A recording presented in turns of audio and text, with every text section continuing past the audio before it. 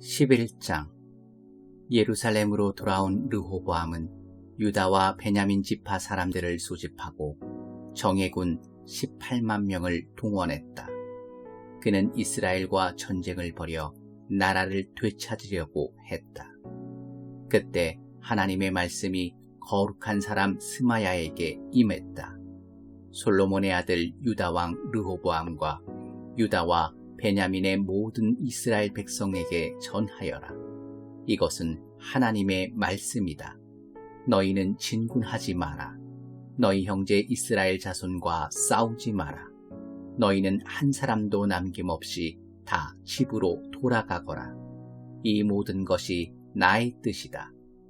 그들은 하나님께서 말씀하신 대로 집으로 돌아갔다. 르호보암은 계속해서 예루살렘에 살면서 유다 곳곳에 방어 체제를 구축했다.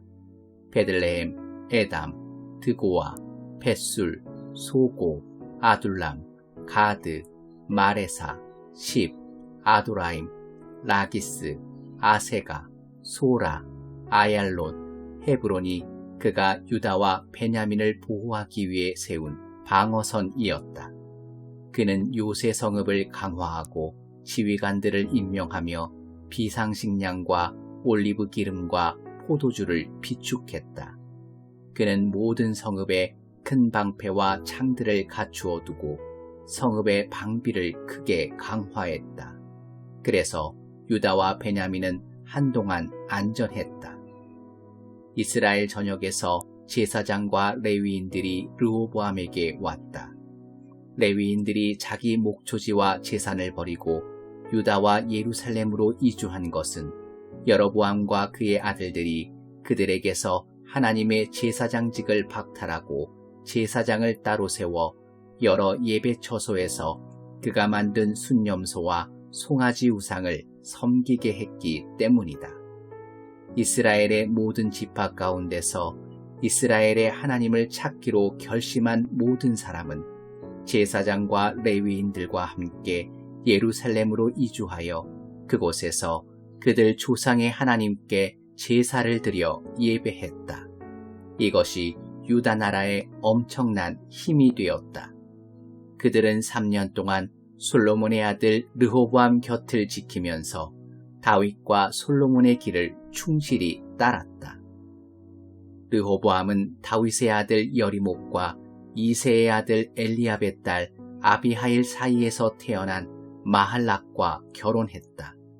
마할랏은 여우스, 스마야, 사함을 낳았다. 그 후에 르호보암은 압살롬의 딸 마아가와 결혼했는데 마아가는 아비야, 아떼, 시사, 슬로밋을 낳았다. 마아가는 르호보암이 가장 사랑한 아내였다. 그는 다른 아내와 첩들, 그는 아내 18명과 첩 60명을 두었는데 그들이 아들 28명과 딸 60명을 낳았다. 그는 다른 아내와 첩들보다 그녀를 더 사랑했다. 르호보암은 마하가의 아들 아비야를 맏아들 곧 형제들의 지도자로 삼았다. 그를 다음 왕으로 삼을 생각이었다.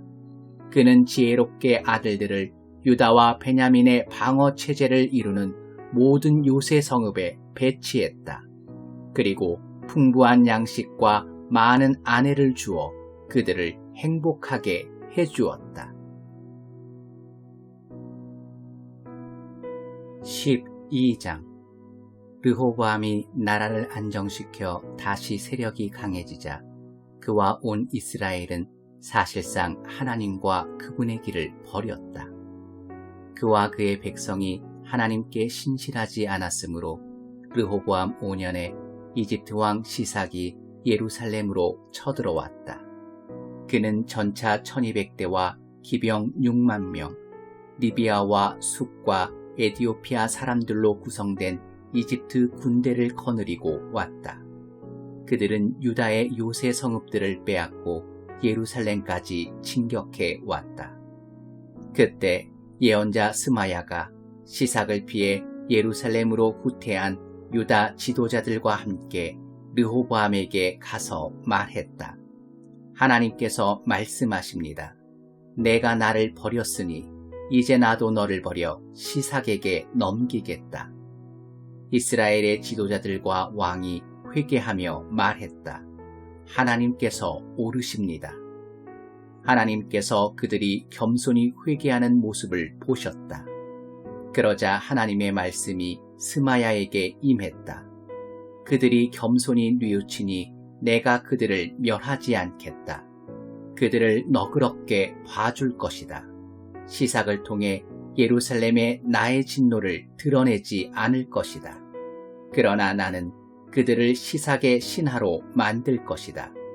그들은 나를 섬기는 것과 세상의 왕을 섬기는 것이 어떻게 다른지 알게 될 것이다. 그때 이집트 왕 시삭이 예루살렘을 공격했다.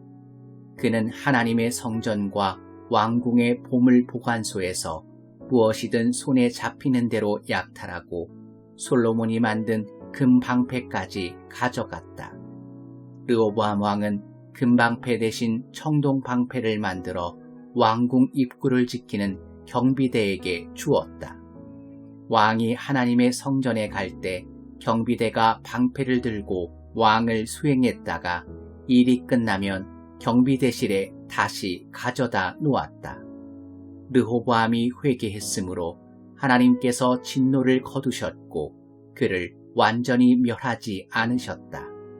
유다의 선한 일도 벌어지고 있었으니 상황이 암담하지만은 않았다. 르호보암 왕은 예루살렘에서 자신의 통치 체제를 개편하고 왕권을 다시 굳게 세웠다.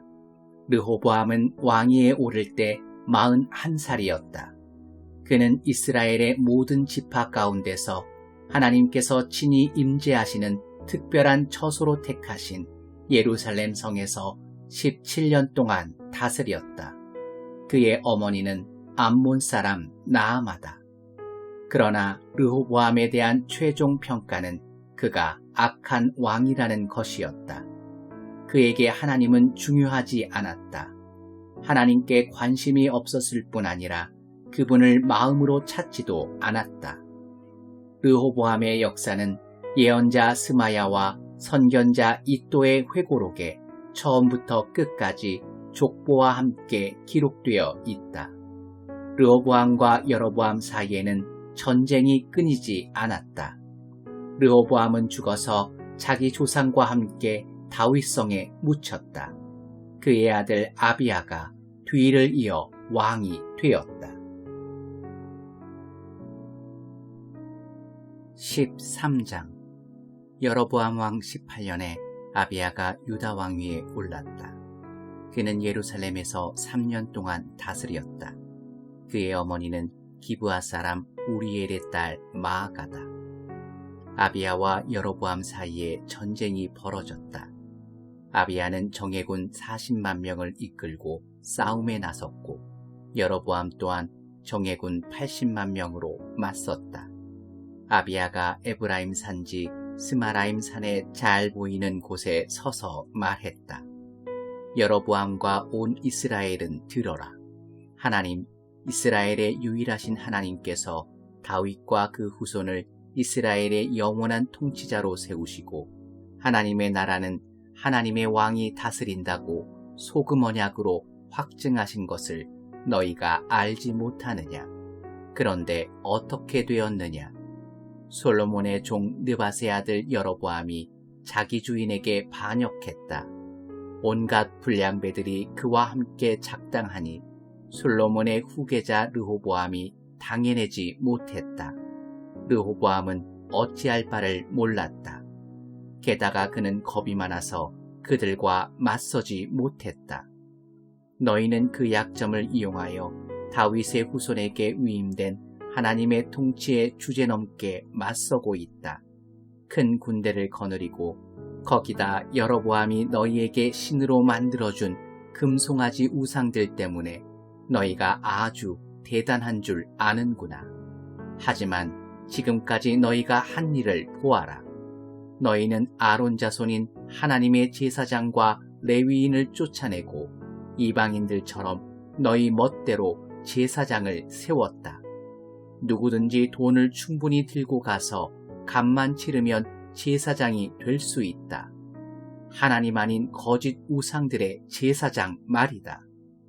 하지만 유다에 남은 우리는 하나님께 머물러 있다. 우리는 그분을 최신 우상으로 바꾸지 않았다. 확실히 검증된 아론의 제사장들이 우리를 하나님께로 인도하고 또 레위인들이 우리의 예배를 인도하여 날마다 아침과 저녁 기도 때 하나님께 번제와 향기로운 향을 드리고 깨끗한 상에 갓 구운 거룩한 빵을 차려내며 밤마다 금 등잔대에 불을 밝히고 있다. 우리는 하나님께서 명령하신 일을 그분이 말씀하신 방식대로 지키고 있다. 그러나 너희는 그분을 버렸다. 너희 눈에는 보이지 않느냐? 하나님께서 우리 편이시며 우리의 지도자이시다. 그분의 제사장들은 나팔을 들고 전투 신호를 보낼 태세가 되어 있다. 이스라엘 백성아, 하나님, 너희 조상의 하나님과 싸우지 마라. 너희는 절대 이 전투에서 이기지 못한다. 아비야가 말하는 동안 여로보암은 사람들을 뒤로 보내서 그들을 기습하게 했다. 유다 앞에는 여로보암, 뒤에는 복병이 있었다. 뒤를 돌아본 유다는 자기들이 앞뒤로 공격받고 있음을 알았다. 그들은 하나님께 간절히 기도했다. 제사장들은 나팔을 불고 유다 군사들은 크게 부르짖었다. 그때 하나님께서 아비야와 유다 앞에서 여로보암과 온 이스라엘을 치셨다. 이스라엘군은 유다군 앞에서 흩어졌다. 하나님께서 유다에게 승리를 주셨다. 아비야와 그의 병력은 이스라엘을 크게 무찔렀다. 그날 이스라엘 정예군 50만 명이 죽었다. 이스라엘군은 처참하게 무너졌다. 아주 치욕스러운 패배였다. 유다군이 힘들이지 않고 이긴 것은 그들이 하나님, 그들의 조상의 하나님을 신뢰했기 때문이다. 아비야는 승리의 여세를 몰아 여로보암을 추격하여 베델, 여사나, 에브론 성읍과 그 주변 마을들을 빼앗았다. 여로보암은 아비야가 살아있는 동안 이 패배에서 끝내 빠져나오지 못했다. 이후에 하나님께서 그를 치시니 그가 죽었다. 반면에 아비야는 번성했다. 그는 14명의 아내와 결혼하여 아들 22, 딸 16의 한 가문을 이루었다. 아비야의 나머지 역사, 곧 그의 언행은 예언자 이도가 쓴 연구서에 기록되어 있다. 14장. 아비야는 죽어서 자기 조상과 함께 다윗성에 묻혔다. 그의 아들 아사가 뒤를 이어 왕이 되었다. 아사가 다스리던 10년 동안 그 땅은 평화로웠다. 아사는 선한 왕이었다. 그는 하나님 보시기에 바르게 행했다. 그는 이방 제단과 산당들을 없애고 신성하게 여기는 돌 기둥들을 부수고 음란한 종교의 목상들을 베었다. 그는 또 유다 백성에게 명령하여 삶의 중심을 하나님, 그들 조상의 하나님께 두고 율법대로 행하며 계명에 따르도록 했다. 그가 유다 성읍들에서 모든 이방 산당과 제단들을 없앴으므로 나라가 평화로웠다. 그 땅이 평온하고 전쟁이 없어서 아사는 튼튼한 방어 체제를 구축할 수 있었다. 하나님께서 평화를 지켜주셨다. 아사는 백성에게 말했다. 우리에게 기회가 있고 이 땅이 평온할 때 든든한 방어 체제를 구축하여 성벽, 망대, 문, 빗장으로 성읍들을 요새화합시다. 이 땅이 이처럼 평화로운 것은 우리가 하나님을 찾았기 때문입니다. 그분이 우리를 모든 고난으로부터 지켜주셨습니다. 그래서 그들은 성읍을 튼튼히 하고 번영을 누렸다. 아사의 군대에는 방패와 창으로 무장한 유다 사람 30만 명과 방패를 들고 활을 쏘는 베냐민 사람 28만 명이 있었다. 그들 모두 용감한 군사들이었다. 에티오피아 사람 세라가 아사와 전쟁을 벌이려고 100만 군대와 전차 300대를 이끌고 마레사까지 쳐들어왔다.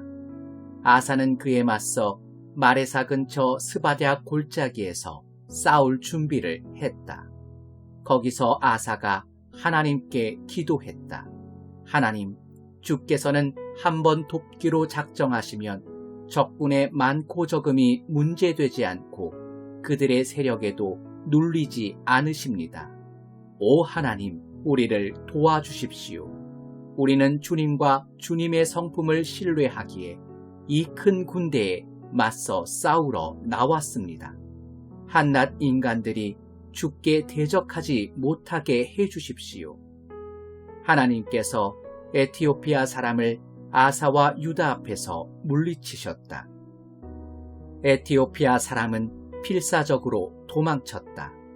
아사와 그의 용사들이 그랄까지 그들을 쫓아갔다. 죽은 자가 얼마나 많았던지 에티오피아 사람은 전의를 완전히 상실했다. 하나님과 그분의 군대 앞에서 어마어마한 살육이 벌어졌다. 유다는 많은 전리품들을 실어 날랐다. 그들은 그랄 주변의 모든 성읍을 폐허로 만들고 그 땅을 약탈했다. 그곳 사람들이 안절부절 못한 채 하나님에 대한 두려움으로 벌벌 떨었다. 또 유다는 가축 지키는 자들을 공격하여 많은 양과 낙타를 빼앗아서 예루살렘으로 돌아왔다.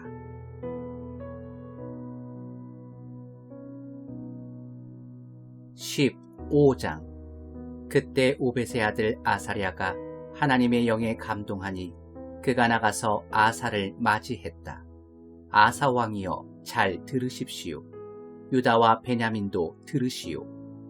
여러분이 하나님과 함께 있는 한 하나님께서도 여러분과 함께 계실 것입니다. 여러분이 그분을 찾으면 그분이 만나 주실 것입니다. 그러나 여러분이 그분을 버리면 그분도 여러분을 버리실 것입니다. 오랫동안 이스라엘은 참 하나님을 모시지 않았고 제사장이나 스승이나 계시의 책의 도움도 받지 않았습니다. 그러나 고난이 찾아와 상황이 어려워지자 그들이 하나님, 이스라엘의 하나님을 찾았습니다. 그러자 하나님께서 그들을 만나 주셨습니다. 그때는 먹고 먹기는 살벌한 세상이었고 먼저 차지하는 자가 주인이 되는 때였습니다. 어느 땅을 막론하고 다음날 무슨 일이 벌어질지 아무도 몰랐습니다. 나라가 나라를 치고 성읍이 성읍을 쳤습니다. 하나님께서 그들에게 온갖 고난을 풀어 놓으셨습니다. 그러나 여러분은 다릅니다. 힘을 내십시오. 용기를 내십시오. 주께서 곧 갚아주실 것입니다. 아사는 오벳의 아들 아사랴의 예언을 듣고 마음을 가다듬은 다음 소매를 걷어붙이고 일을 시작했다. 그는 유다와 베냐민 온 땅과 그가 빼앗은 에브라임 산지 성읍들에서 음란하고 더러운 종교 산당들을 깨끗이 없애버렸다. 성전 현관 앞에 있는 하나님의 제단도 정비했다. 이어서 그는 온 유다와 베냐민을 불러 모았는데 그곳에 살던 에브라임, 므낫세, 시므온 사람들도 포함되었다.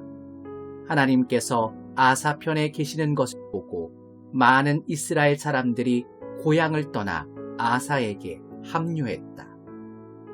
아사왕 15년 셋째 달에 그들이 모두 예루살렘에 도착하여 큰 집회를 열었다. 그들은 이전의 전리품들 중에서 황소 700마리와 양 7,000마리를 제물로 바쳐 예배했다. 그들은 전심으로 하나님, 그들의 조상의 하나님만 찾기로 언약을 맺었다. 또 하나님, 이스라엘의 하나님을 찾지 않는 자는 남녀노소를 막론하고 누구든지 죽이기로 했다. 그들은 그 자리에서 한 약속을 하나님 앞에서 큰 소리로 외쳤다. 즐거운 함성과 함께 나팔과 순양 뿔 부는 소리가 울려 퍼졌다. 온 백성이 그 언약을 기뻐하며 마음을 다해 맹세했다. 그들은 가장 좋은 것을 기대하며 하나님을 찾았고 그분은 기다리셨다는 듯 그들에게 오셨다. 하나님께서 안팎으로 평화를 주셨다. 더없이 평화로운 나라가 되었다. 아사는 나라를 깨끗이 정화하면서 음란한 여신 아세라 목상을 만든 어머니 마아가를 대비의 자리에서 폐위시켰다.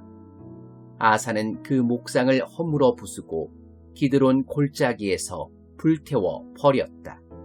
아쉽게도 지역의 음란한 종교 산당들은 그대로 두었지만 그는 선한 뜻과 바른 마음으로 하나님께 집중했다. 그는 자신과 그의 아버지가 거룩하게 구별하여 바친 모든 금은 그릇과 기구를 하나님의 성전에 두었다. 이후 아사왕 35년까지 전쟁이 없었다.